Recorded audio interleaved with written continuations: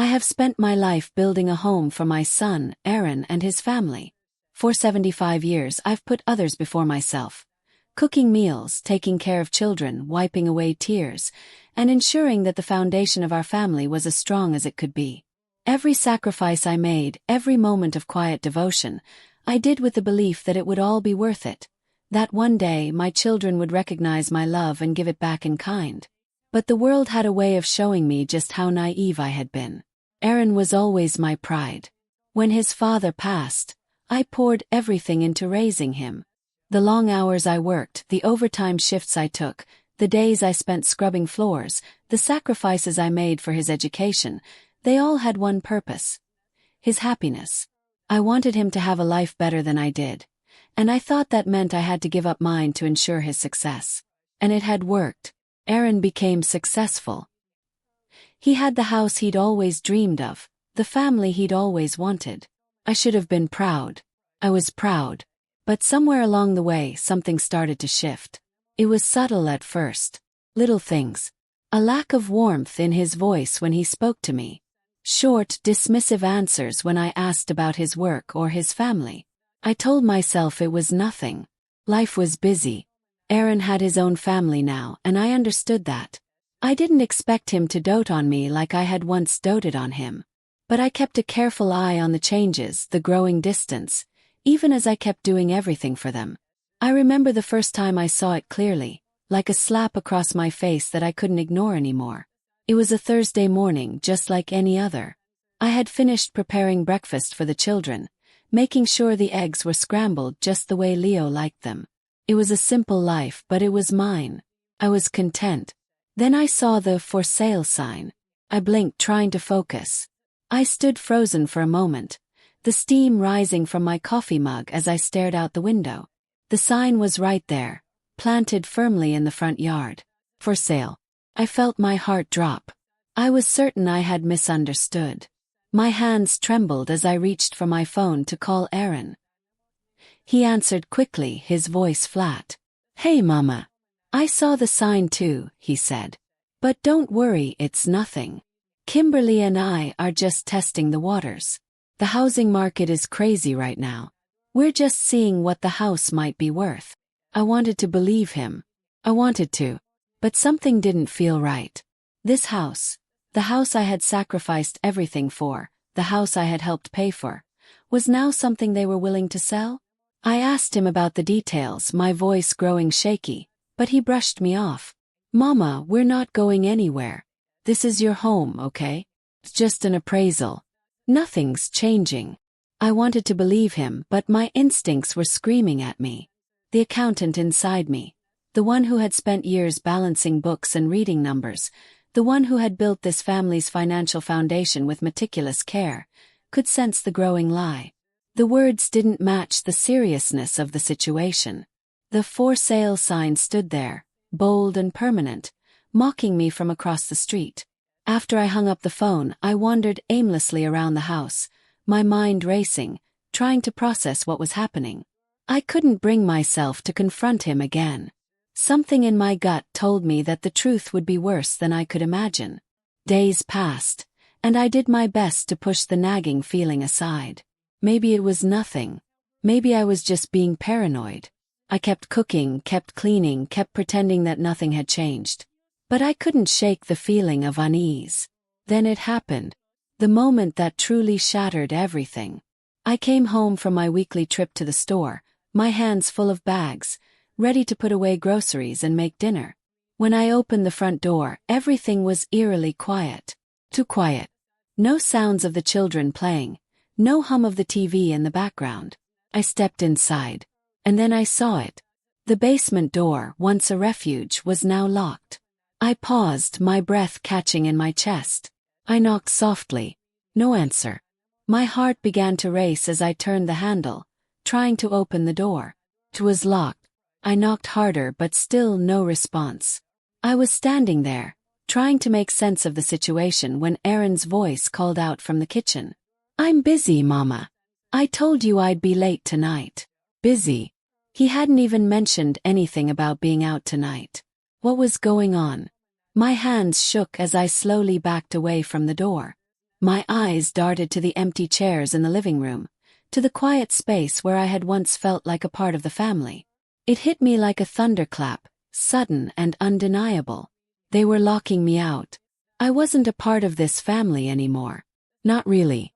I was a burden, an inconvenience they had to shove out of sight. The realization cut deep, deeper than anything I had ever known. My thoughts raced as I slowly walked back to my basement room. But as I descended the stairs, a feeling washed over me, one I hadn't felt in years. Not fear. No, not fear. It was something else. Something I hadn't expected to feel. It was anger. A quiet, simmering anger that had been buried beneath years of self-sacrifice. I didn't deserve this. I had given everything. And now they were throwing me away like I was nothing. As I closed the door behind me, I realized that my fight wasn't over. Well, this wasn't the end. It was just the beginning. There are moments in life when your heart sinks so deeply, you almost feel it in your bones. It was like that the day I came home from my walk. I had just finished my usual route, the one I'd taken for years to keep my legs moving and my mind sharp. I'd been enjoying the crisp morning air, feeling the sunlight on my face. My routine, simple and familiar, was my solace. But when I reached the end of the street, I saw something that made my stomach churn. The house, the one I had helped build, paid for, raised my family in, had strangers standing on the lawn. I squinted, thinking I must have been seeing things. But no, it was real. A for sale sign. I felt the ground shift beneath me. It wasn't just the sign, it was the cars. Expensive cars, foreign, sleek, too polished for the quiet street we'd always lived on. They were parked all around, their windows reflecting the glistening afternoon sun. The driveway, which had always been so familiar, was now crowded, too full of unfamiliarity. I pushed the gate open, trying to keep my breath steady. My hands shook, but I told myself I had to stay calm. But as I walked up the path, my heart raced faster. I knocked at the front door, but there was no answer. It was locked out. My own home locked away from me. I stood there on the porch, trying to make sense of it all. I could hear their voices inside, the smooth, rehearsed tones of Rachel, my daughter-in-law, as she greeted the strangers like they were already family. They were looking at my home, our home, like it was a commodity to be sold, like it didn't have decades of memories embedded in every corner. Like it wasn't the place I had cared for, raised my son in, fed my grandchildren. I pressed my face against the cold glass of the window, trying to see inside. And then I saw it. My photo albums. My treasures. My family's history. Thrown into black trash bags. The albums I had spent years compiling, filled with moments of joy, sorrow, pride, and love, were treated like clutter, like trash. My own stories, my legacy, discarded without a second thought. I tapped on the window, louder this time, trying to make someone, anyone, hear me. I wanted to scream, to demand an explanation. But it was Rachel who saw me first. Her eyes met mine through the glass. Her smile didn't falter. She didn't look sorry. She didn't look guilty. Well, it was like I wasn't even there. She gave me the faintest shake of her head, as if to say, "Don't make a scene." I knocked again, louder this time. But no one came. I could see them moving around inside, picking through the remnants of my life. I could see them laughing with the potential buyers, pointing at things as if everything was theirs. As if I didn't matter. Waited. I stood there on the porch, my hands trembling, my mind racing with disbelief. My breath was coming in short, shallow bursts. How had we come to this? How had they come to see me as nothing more than a burden? The door remained locked. The house, once full of love, now felt like a stranger's property, owned by people who had never truly understood what it meant to sacrifice. After what felt like an eternity, I heard a familiar voice. Aaron's. He came around the corner from the backyard, his face lit up by the warm afternoon sun. "Mama," he said, his voice flat. "What are you doing out here? You've been walking for a while. You need to come inside. You're scaring the buyers." I blinked, trying to make sense of his words. I wanted to scream, to shout, Your family has locked me out of my own home. But instead I just asked, my voice cracking, Aaron, why are there strangers in the house? Why is the door locked? Why is everything thrown around like it's nothing? He didn't answer me. He just sighed, shaking his head as if I were being unreasonable. It's not a big deal, Mama, he said. We just wanted to see what the house could sell for. Little test. Don't worry about it. I wanted to believe him. I tried to. But the accountant in me, the one who had always been the quiet observer, the one who saw through the layers of nonsense, could see the lie. This wasn't just a test. This wasn't a misunderstanding. This was deliberate. I stared at him, my heart breaking. How could he say that to me? How could he act like this was all so normal? The years of love, of sacrifice, the late nights spent cleaning up after his family, the endless hours of cooking, the bills I quietly paid so they didn't have to. None of it meant a thing. Mama, it's just for now, he said quickly, as though trying to reassure me. You've been so great. We're just trying to see if we can make this move work for everyone. I opened my mouth to speak, but my words caught in my throat. The truth was staring me right in the face. I wasn't part of their plans anymore. I was a fixture in the background, an inconvenience they had to hide away in the basement. I couldn't bring myself to respond. Instead, I just turned and walked back to the basement, my chest tight, my legs weak. When I got inside, I went straight to my small room. The room I had lived in for the last 15 years. It had been my sanctuary, my place to rest after a long day of working for them. But now it felt cold, hollow, like it wasn't even mine. I found my Bible, the one my mother had given me, the one I'd brought with me from Lagos. It was tossed in a black trash bag, its cover crumpled and torn. My hands shook as I picked it up. This was it. I wasn't a guest here. I wasn't a part of this family anymore. I had become a liability, something to be discarded when no longer needed. As the night fell and the house went quiet, I sat on the edge of my bed, my mind racing. I had loved them. I had given them everything. And this was how they repaid me. I was done. The woman who had always sacrificed, who had always put everyone else first, was gone. And something else was beginning to take her place. That night in the basement, I sat with the weight of it all pressing on my chest. The sounds of the house, the hum of the refrigerator, the creak of the stairs as they walked up and down, seemed distant, like they belonged to another world. The family I had once built with my own hands, through years of sacrifice and quiet work, had locked me out. Literally and figuratively. I couldn't sleep.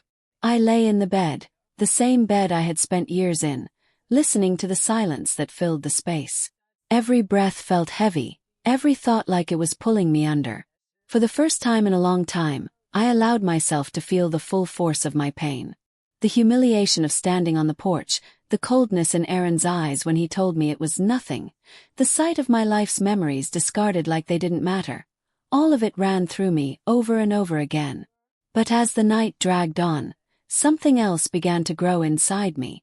A quiet, simmering anger that I had long buried beneath the weight of my responsibilities. It was there deep down where the accountant in me had always resided, the meticulous, calm, analytical part of me that had guided every decision I had made for years. And in that moment I realized the truth. I had made all of this possible. I had sacrificed so much to give them everything they had. The house, the family, the security they lived in. It had all been built with my hands. They owed me. Not just for what I had done for them, but for what they had taken from me. And I was done being invisible. The next morning I woke early, before the sun had even fully risen. I didn't feel the usual tiredness that came with my years. No, today I felt something sharper, clearer. I knew what I had to do. I walked slowly to the basement. The house was still silent, too silent. I went down the stairs, my feet careful on the old wood. The room that had been my sanctuary now felt more like a war room. I hadn't noticed before, but it was here, surrounded by the remnants of my life. My photo albums, the scattered clothes, the kitchenware I had bought over the years, that I began to see things differently. I sat down at the small desk I had used for years, my hands steady as I began to pull out the files I had kept so carefully. I wasn't sure why I had kept them. Perhaps it was just the accountant in me, the woman who couldn't let go of the details, even when they seemed small. But now, those details were about to mean everything. I opened the first folder. It was filled with cancelled checks for utility bills. Every heating bill, every electric charge, every expense I had quietly paid without a word. I stacked the receipts carefully, each one a testament to the countless hours I had spent making sure my family stayed warm, fed, and cared for. I even found the grocery receipts, stacks of them, marking every week I had used my pension money to feed them, all while they lived their lives, oblivious to the fact that I was keeping them afloat. But the real prize was the next document I pulled out. The original bank statement. The one that showed the wire transfer I had made to cover the entire down payment for the house. The check I had written for their future, for their dreams, for a house they had never truly earned. My heart raced as I laid it out before me. I stared at the numbers, the facts, the truth. It was all there. The house they now treated as their own had been bought with my money, with my sacrifices. The more I stared at the documents, the more the pieces fell into place. They thought they had won. They thought they had erased me from the equation. But the truth was right in front of me. I had always been the one who made this possible. And now I would prove it. I spent the rest of the day organizing the records, carefully stacking the papers in neat piles. The accountant in me was back, methodical and precise. I wasn't reacting emotionally anymore. I wasn't angry, not yet. No, I was calculating. I was planning. Aaron and Rachel had made a fatal mistake by thinking I wouldn't notice. They had underestimated me. They had thought I was just the old woman in the basement, too tired and too weak to fight back. But they hadn't seen the part of me that had never stopped keeping track. The realization settled deep in my chest, like a spark turning into a flame. I wasn't just a mother, or a grandmother, or a caretaker. I was a woman who had built everything they had, and I would no longer let them erase me. It was time to take control. The first step was to gather evidence. The second step was to make them pay. I wasn't going to beg. I wasn't going to plead. No, I would fight back with the one thing they couldn't take from me, the truth. As the day wore on, I felt something shift within me. The quiet rage I had carried for years, hidden beneath the layers of my devotion, was now becoming something else. It was no longer just about the house. It was about my dignity. It was about justice. I looked over the papers once more, ensuring everything was in order. My mind raced with possibilities, strategies. I knew what I had to do. It wasn't going to be easy, but I wasn't afraid anymore. I had the facts on my side. I had the power of my years of sacrifice, the knowledge I had kept hidden for so long. And they would learn. They would learn exactly who they had been dealing with. That night, I sat at my desk, the ledger spread out before me, my hands steady as I marked the next steps in my plan. I wasn't just an old woman in a basement. I was a force, and I was about to make my move. It had been days since I had organized my records, and every morning I woke up with a new sense of purpose. The quiet pain that had once consumed me had transformed into something far more useful, a focused determination to reclaim my dignity. I was no longer just the woman in the basement. I was a force, quiet but powerful. And now I was going to make sure that Aaron and Rachel understood just how far I was willing to go. I called him that morning, Henry Parker. A lawyer I had heard about through a friend, known for his sharp mind and his work in elder law. I didn't need someone who would pacify me or offer sympathy. I needed someone who would see the facts and fight with me.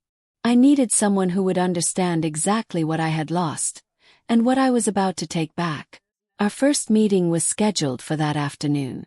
I had no idea what to expect from a lawyer, but as soon as I saw him step into the small cafe we'd agreed on, I knew I had made the right choice.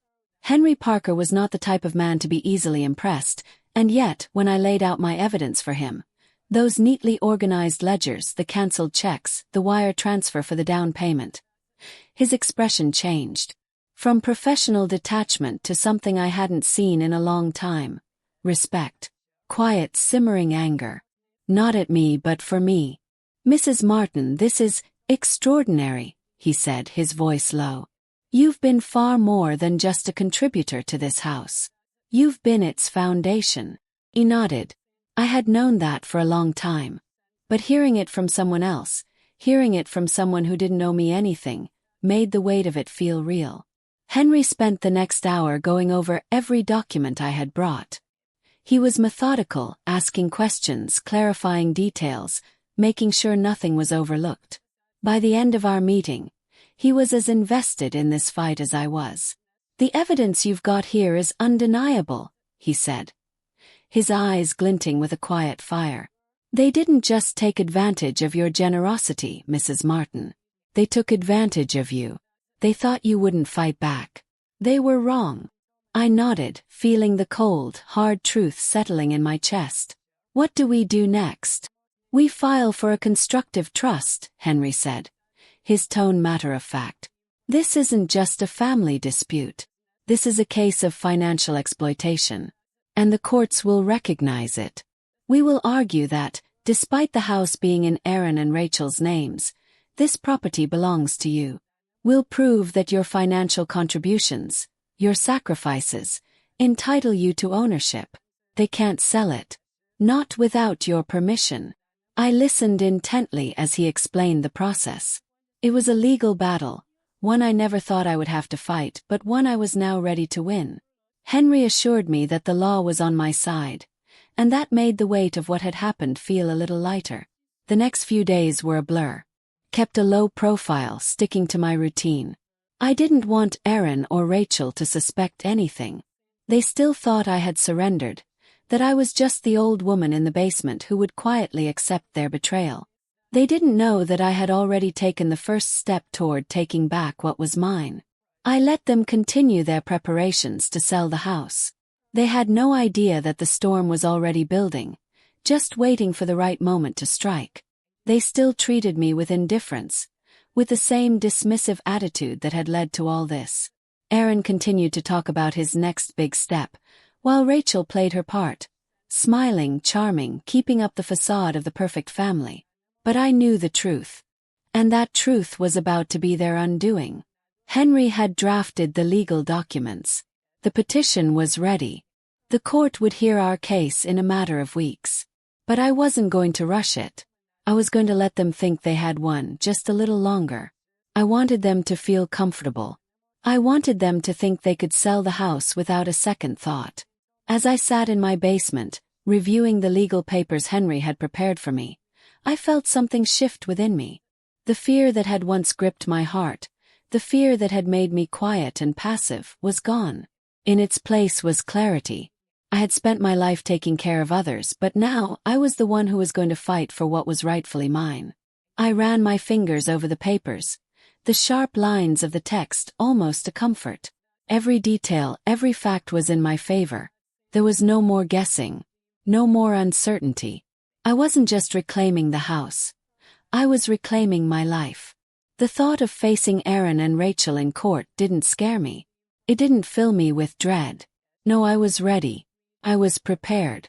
And in that moment, sitting in the dim light of my basement, I knew. This was my fight, and I would win. The final steps were ahead of me. The documents were signed. The case would be filed. The legal assault on my son and daughter-in-law had begun. And I was no longer just the quiet mother in the basement. I was the woman who had built this house. The woman who was going to take it back. The moment had finally come. The papers had been filed. The legal battle had begun. The wheels of justice, slow but sure, had been set in motion. I could feel the weight of the documents in my hand. The crisp paper that represented my claim to the house, to my dignity, to everything I had worked for. But I wasn't going to shout.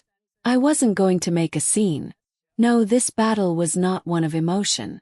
This was a quiet war, and I was ready to fight. It was the morning after the papers were filed when I received the call. Henry's voice was calm on the other end. His words steady and clear. The process server had arrived at the house. The court order had been delivered. Aaron and Rachel were informed that they could not move forward with the sale. They would need to attend a hearing to determine rightful ownership. I didn't hear their reactions immediately. But when I arrived at the house that afternoon, I could already feel the tension. It hung in the air like a storm waiting to break. Aaron was sitting on the couch when I walked in. His face contorted in confusion. He looked up, then quickly turned his gaze back to the television, as though trying to ignore the reality crashing down around him. "Mama," he said, trying to sound casual. "It's nothing. It's just a little hiccup. We'll get it sorted out. I'm sure this whole thing will blow over." But Rachel, standing just behind him, was a different story. She was pale, her lips pressed tightly together, her eyes flickering with unease. She had never looked at me this way before. She wasn't the polished, composed woman who had ignored my existence. This time the mask was cracking, revealing the rawness of their fear. The doorbell rang, and a man in a suit stood at the threshold. "Process server." He handed over the legal documents with an air of professional indifference. The air in the room shifted, thickened. Aaron stood up, his face now flushed with frustration. "What is this? What do you think you're doing? You're telling me I can't sell my own house?" I didn't respond. I didn't need to. I stepped into the room, my presence calm, deliberate. My movements were slow, almost deliberate, as I made my way past him and towards the kitchen. Henry had arranged this meeting, me, him, the process server. It was my moment, my chance to show them that I wasn't a frail woman in the basement anymore. I was a force to be reckoned with. Aaron's voice followed me. "This is just ridiculous, Mama. You know that. We'll get this cleared up." But I didn't turn to him. I didn't need to. The man who had once been my son, the one I had spent my life raising and loving, was starting to unravel. Rachel was quieter now, her perfect facade slowly cracking as well. She too had underestimated me. I could see it in her eyes, a flicker of doubt. Her confidence was no longer the smooth, polished mask it had been. The game had changed. Henry was in the kitchen when I arrived, standing by the counter, his back straight, papers in hand. He looked up when I entered, and with a single, almost imperceptible nod, he gestured for me to sit. The process server placed the documents on the table in front of me. Henry took a deep breath, his calm demeanor a stark contrast to the tension in the room. "Aaron, Rachel," he began, his voice professional but firm, "this is a legal matter. We've filed for a constructive trust on the property. Until this is resolved in court, you cannot proceed with any sale. The property will remain in dispute." Aaron scoffed, his arms crossed over his chest. "What is this, some kind of joke?" he said, laughing nervously. "This is my house. You have no right to do this." Henry's gaze didn't waver. "This isn't about what you think you own. It's about what you've taken. And we'll prove it in court. We've got all the evidence, Aaron. Everything you've been trying to sweep under the rug." Rachel shifted uncomfortably beside him, her hands twisting in her lap. She opened her mouth to say something, but the words never came. Instead, she just glanced at Aaron, her expression uneasy. The power had shifted. The dynamic had changed. For the first time they saw me, not as the woman they had taken advantage of, not as the silent grandmother living in the basement, but as a formidable opponent. I wasn't going to beg. I wasn't going to plead. I sat still, my hands resting lightly in my lap, my face calm. It felt almost surreal, this moment where I had finally taken control. As the meeting ended, I stood and walked out of the room without saying another word. Henry followed behind me, his presence steady and reassuring. Outside, the sun was low in the sky, casting long shadows over the street. I felt the cool breeze on my face as I stood on the porch for a moment.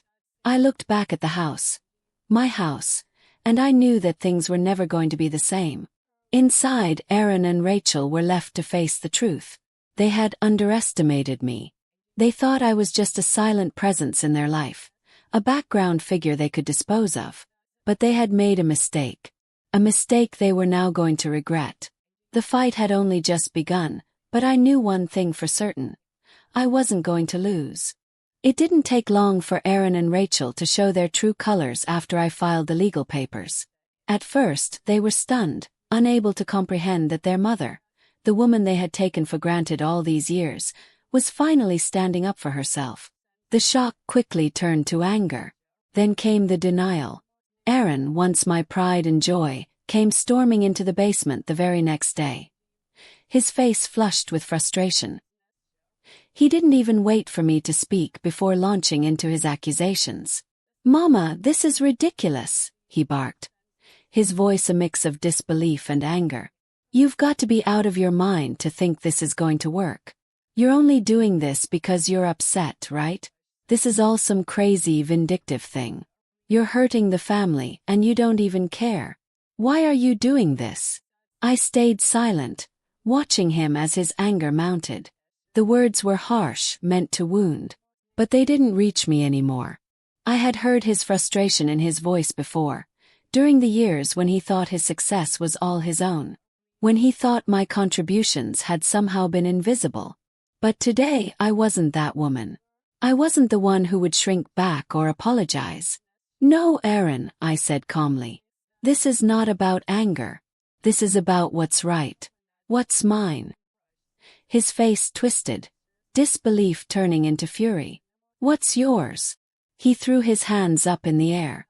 "You think you're entitled to this? You gave us money. Fine.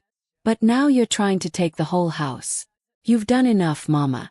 It's time to let it go. You're being unreasonable." I stood firm, my posture straight. "I gave everything for this family, Aaron.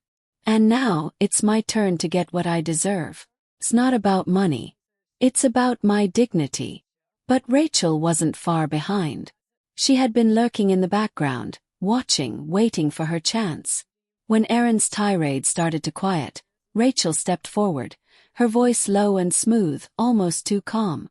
"You're being irrational, Evelyn," she said, her words carefully chosen. "This whole thing, it's just unnecessary. Look, we've been through a lot together, haven't we? You've helped us, you've done so much. This is too much. You're only hurting yourself now. Your son, your grandchildren, all of us. We all want to move on, and you're holding us back." Her voice had that tone, the one that always seemed to calm Aaron, the one that made him think she knew best. But I wasn't fooled anymore. The words were as manipulative as ever, a blend of guilt and kindness, trying to pry at the vulnerable places she thought I still had left. "You've sacrificed Evelyn," she continued, her eyes searching mine, calculating. "We know that. We appreciate it. But this case, it's going to tear the family apart. You know that, don't you? If you just drop it, we'll give you something. Financial settlement. Enough to take care of yourself for the rest of your life. You won't have to fight for this house. Let it go, Evelyn. For all our sakes." The offer hung in the air like a tempting fruit. I could see it in her eyes. She was hoping I'd cave. Hoping I'd be the weak, sentimental woman she thought I was. She didn't realize that I was no longer that woman. "Don't you think I've already given enough?" I asked softly, my voice unwavering. "I don't want your money. I want what's mine." Aaron's patience, already worn thin, snapped. "You're not listening, Mama. You're so stubborn. You'll regret this, you know that, right?" Rachel stepped closer, her tone turning more insistent. "Think about it, Evelyn. The house is worth so much more than you think. You can have a nice apartment. Live comfortably. You can travel, enjoy yourself. Why fight for something that's already slipping away? Let us move forward." They were trying to buy me off, using everything they knew about me. My love for them, my years of sacrifice, my quiet ways. But this time I wasn't moved. I wasn't the person who would silently accept what they gave me anymore. They had underestimated me for the last time. "No," I said, my voice firm. "I'm not giving up. Not for you. Not for anyone." The words stung them, I could see that. For a moment Rachel's perfect mask cracked. There was something raw behind her smile now, something desperate. But she quickly regained composure, smoothing her expression and stepping back. Aaron, on the other hand, couldn't hide his frustration anymore. His words became sharper, his tone more aggressive. You're selfish, you know that, he spat. You've taken everything and now you want more. This is ruining us. I'm your son. I've been good to you. I don't deserve this. We don't deserve this.